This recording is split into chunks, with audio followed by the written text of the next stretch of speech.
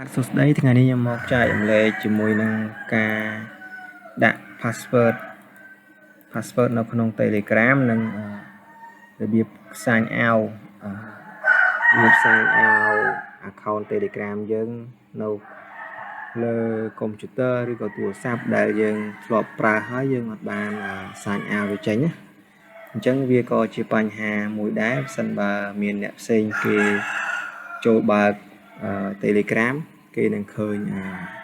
Telegram យើងមាននៅខាងហ្នឹងអញ្ចឹងរាល់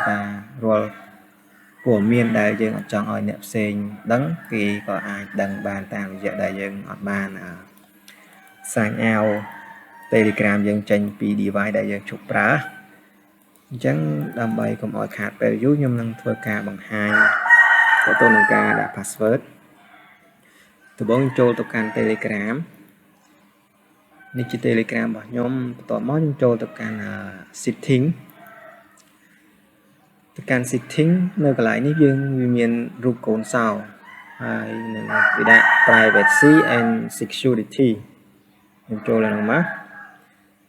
នឹងឲ្យសូមបញ្ជាក់បងប្អូនបន្តិចទៀតតទៅនឹងការដាក់ password នេះបងប្អូនអាចធ្វើបាននៅក្នុងទូរស័ព្ទដៃក៏បាននៅលើ computer ក៏បានវា function វាដូចតែគ្នាទេតបមកចូលទៅកន្លែងនេះរូបកូនសោមាន two step verification ចុចកន្លែងនេះមកតបមកវាឲ្យយើង create password តបមកចុច create password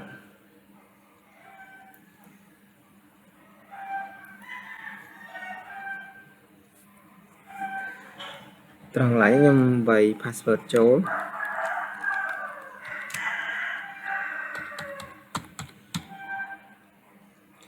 នេះជាដើម្បីបញ្ជាក់ password យើងមួយទៀតយើងវាយដែលមកវាយដូចខាងលើតបមកយើងចុច submit ហើយកន្លែងនេះជាកន្លែង key ដែលយើងកំណត់ថា password យើងនឹងឲ្យដាក់អីខ្លះនៅ password ចឹងណាដើម្បីវាសូលដើម្បីបង្ហាញយើងអាច note ជា keyword ដើម្បីបង្ហាញទៅពេលដែលយើងคลิก password អីយើងអាចមើលmistake វា load មកឬក៏ screen នៅលើហ្នឹងយើងដឹងថាpassword យើងដាក់អីហ្នឹងសម្រាប់ឲ្យយើង click អញ្ចឹងខ្ញុំ note ជា keyword របស់ខ្ញុំដាក់ចេះខ្ញុំដាក់$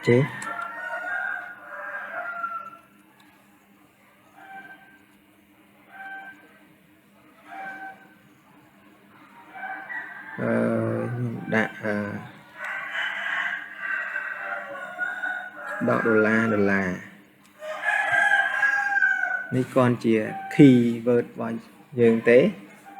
នៅពេលដែលយើងឃើញបែបហ្នឹងយើងដឹងថាយើង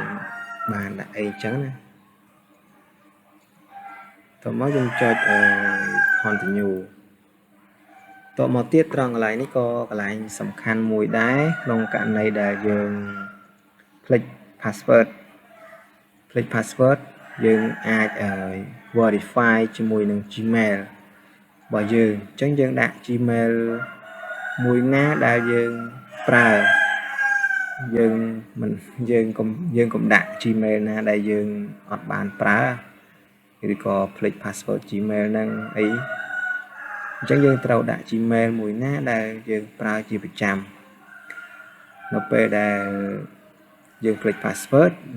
យើងចុច forget ទៅវានឹង send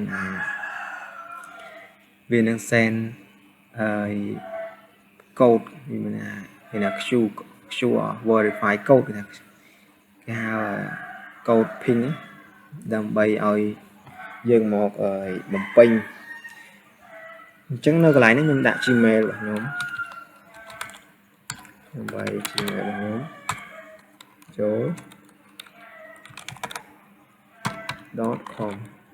នៅកន្លែងនេះយើងអាច skip បើសិនជាយើងអត់មាន Gmail អីយើងអាច skip បាន skip ត្រង់កន្លែងនេះចុច skip Gmail ក៏បានដែរ ប៉ុន្តែវាក៏ជាកន្លែងគ្រោះថ្នាក់ដែរបើសិនជាយើងដាក់ password ហើយយើងភ្លេចយើងអត់មានអីមកដើម្បី verify វាយើងភ្លេច Gmail Telegram របស់យើងវានឹងអាចនឹងចាប់ទុកជាសារបងអញ្ចឹងបើយើងភ្លេចនឹងឧទាហរណ៍ថាផ្ទះយើងចាក់សោតែយើងធ្វើឲ្យកូនសោនឹងបាត់យើងអត់មានអី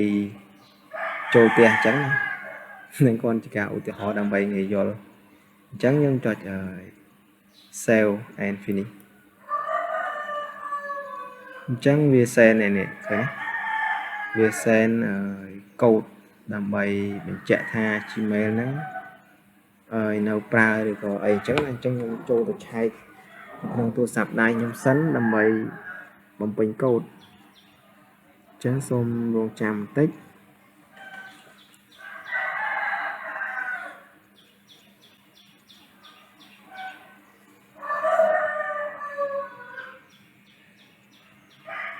ខ្ញុំឆែកសិនដោយសារតែអ៊ីនធឺណិត slow បន្តិច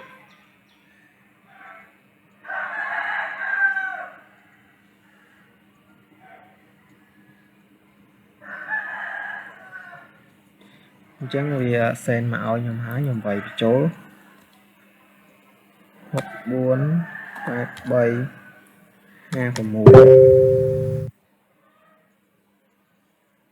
648356ចឹងត្រង់កន្លែងហ្នឹងវាជាប់ខ្ញុំចូលទៅមើលម្ដងទៀតចង់ដឹងថាយើងដាក់ password ហ្នឹងវាទទួលបានជោគជ័យឬក៏អត់អញ្ចឹងចូលទៅមើលបើសិនជាវា on មានន័យថាយើងអាចដាក់ជោគជ័យអញ្ចឹងខ្ញុំចូលទៅកន្លែង security នេះអញ្ចឹងវា on អញ្ចឹងការដាក់ password យើងទទួលបានជោគជ័យអញ្ចឹងយើងអាចឥឡូវនេះខ្ញុំធ្វើការបង្ហាញខ្ញុំសាកអាវហ្មងខ្ញុំសាកអាវដើម្បីធ្វើការបង្ហាញជាក់ស្ដែងចឹងខ្ញុំចុចសាកអាវចេញសាកអាវចេញអូខេអញ្ចឹងខ្ញុំចូល start ខ្ញុំចុច add តោះមកខ្ញុំវាយលេខទូរស័ព្ទចូល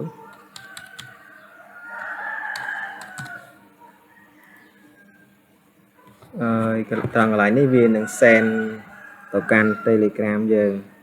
pin code នេះជា security របស់ Telegram ទេអញ្ចឹងវាយចូល56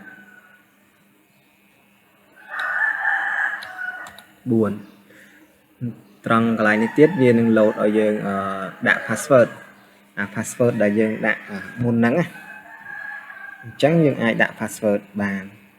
ហើយមួយទៀតបើសិនជាយើងភ្លេច password យើងអាចចុច forget password វានឹង send កូដនេះទៅកាន់ Gmail របស់យើងនេះ Gmail ដែលយើងបានបំពេញនៅក្នុងហ្នឹងអញ្ចឹងខ្ញុំចុចឲ្យ back ក្រោយវិញ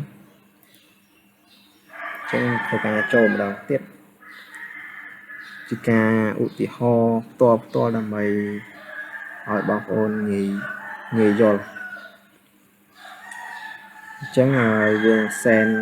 កូដមកកាន់ទូរស័ព្ទម្ដងទៀត29មួយ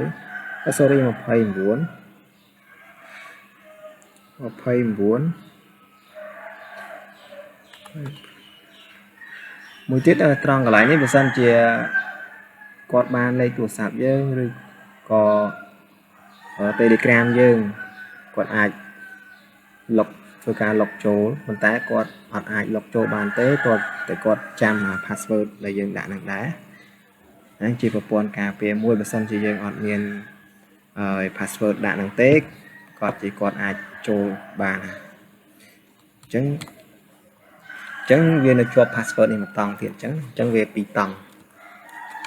ជាប្រព័ន្ធសុវត្ថិភាពរបស់យើងដែរតើតើយើងឲ្យដឹងហើយ password ទើបអាចចូលបាន Chẳng video nắng nhông xong bằng hai tay bằng tê nhông nắng thua ca bằng hai để tôi ca remove device nó video cái đó để sao tại giờ về việc đọc để tí đá chẳng việc dù page thua ở bằng ồn thôi chẳng nhông xong mình chọc tay bằng nắng